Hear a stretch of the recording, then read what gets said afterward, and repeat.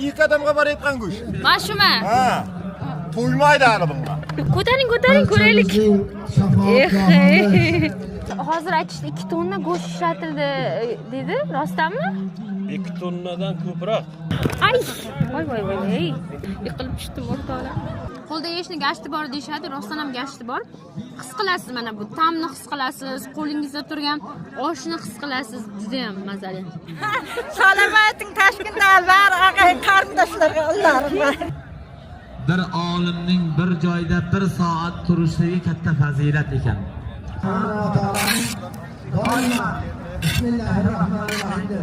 Necha xil ovqat qilinyapti? 6 xil ovqat qilinyapti. 6 xil. Nima sanab bering? Yaxni, jiz, tandir, Osh, sho'rva. sho'rva. itoatin manzur qil ham habibingni tamomiy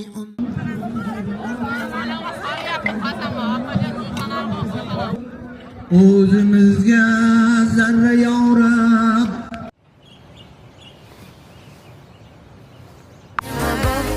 o'z qo'llarim bilan yangi narsalar yaratish, hech kim bizni tushunmasa nima bo'ldi, bir sovg'alar berish, nima bo'ldi, ne bo'ldi ayt.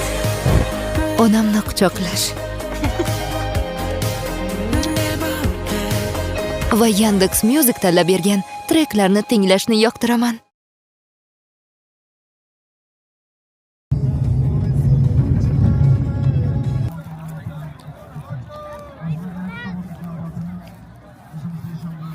Qalaysizlar?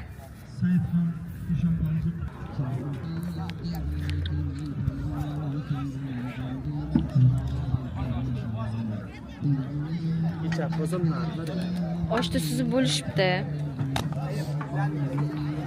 Hormang.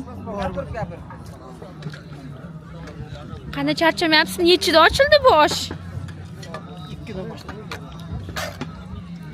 'Nechta qozon bo'lyapti osh? 30 ta qozonda osh. Dahshat. Salom do'stlar, YouTube kanalimga xush kelibsiz. Bugun Ko'kdala tumanida Dilla Safarov degan qishloqda 5-6 ming kishilik to'y bo'lyapti. Rostdan ham sunnat to'yi va undan keyin esa kurash bo'ladi. Hozir sizlarga bir qiziqarli narsani ko'rsatib bermoqchiman. Bu yerda 30 ta qozonda osh qilinyapti. Hech kim ishonmaydi, lekin rostdan ham 30 ta qozonda mana sizlarga ko'rsataman. Mana bu bitta qozon, 2, 3, 3-qozon. Mana bu